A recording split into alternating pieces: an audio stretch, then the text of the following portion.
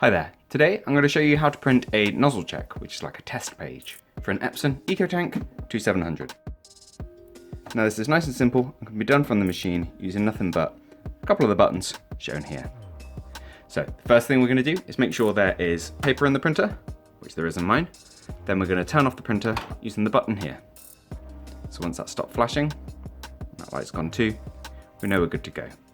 Now we're going to hold down the stop button, which is this one here. It's like a triangle in a circle. Hold that down. And with that held down, we then turn the machine back on with this button. Here we go. And we're going to wait for it to turn on, so we'll wait till that light's lit, then we'll release. Okay. Now, give the printer just a minute or so.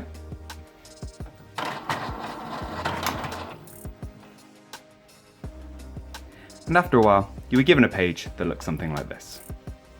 Sadly, this machine does have an issue with the printhead, so I can't show you the exact page I've got here, but as you can see, there's a breakdown of the black, cyan, magenta, and yellow that this printer uses in its prints.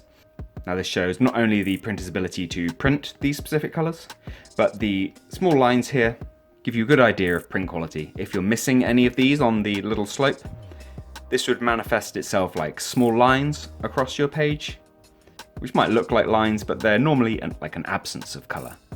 Thankfully, this can normally be remedied by doing cleaning cycles from the printer, which we have a separate video for on our channel also. But I hope you found what you're looking for here. If you have, please do let us know with a like. If there's anything else we can help with, please do let us know in a comment down below. Otherwise, thank you for watching, and we'll see you next time. Take care. Bye bye.